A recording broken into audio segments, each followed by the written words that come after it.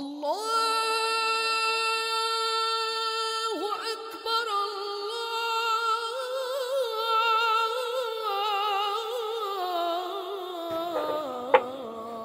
বন্ধু, আজান তো দিয়েই দিল, নামাজটা পড়ে একসঙ্গে না হয় বের হই। হ্যাঁ বন্ধু, ঠিক কথা বলছো তুমি।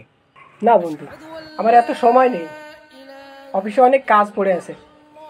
কি রে বন্ধু, তোর কাছে কি নামাজের থেকে কাজটা মেলা বড় হয়ে গেল? আরে বন্ধু, সেটা বলছি না, নামাজ পড়ার তো অনেক সময় আছে, পরে পড়বো, আমি এখন একটু ব্যস্ত আছি। দেখ বন্ধু, আল্লাহ তোর কাজ কাম করতে নিষেধ করেনি, পরপর একদিন যেতে হবে, তার জন্যও তো কিছু করতে হবে নাকি? হ্যাঁ বন্ধু, ঠিক কইছো। সেটা অবশ্য ঠিক বলেছিস বন্ধু, রাগ করিস না, আসলে আমার পোশাক পাক নেই তো, পরে পরে নেবো, সমস্যা নেই, রাগ করিস না তোরা, ঠিক আছে? আমি আসি তাহলে। ঠিক আছে, বাই, যাও হ্যাঁ, তাহলে। ভালো থাকিস। আর কি বলবো, এটা আছে না। যাই হোক, আমরা আর বসে কি হবে, চলো আমরাও চলি।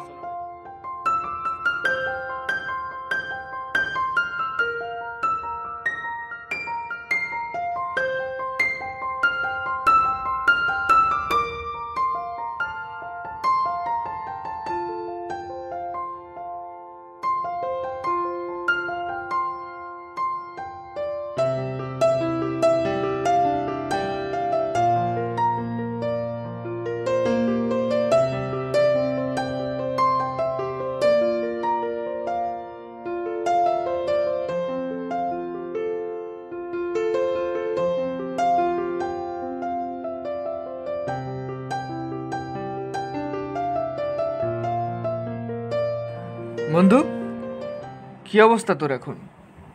আগের থেকে অনেকটা সুস্থ হয়েছি। হ্যাঁ, শুনলাম তুই নাকি খুব অসুস্থ, সেজন্যই আমরা তোকে দেখতে আসলাম। কিন্তু বাসার কাউকে দেখছি না কেন, কোথায় সব? আর বলিস না বন্ধু, এই দুনিয়ায় সবাই স্বার্থপর। আমার করোনার লক্ষণ দেখা দিয়েছে বলে আমার পরিবারের সবাই আমাকে ছেড়ে চলে গেছে, শুধু অর্থ সম্পদের পিছনে ছুটেছি, নিজের কথা কখনো চিন্তা করিনি। আজ তারা কেউ আমার পাশে নেই,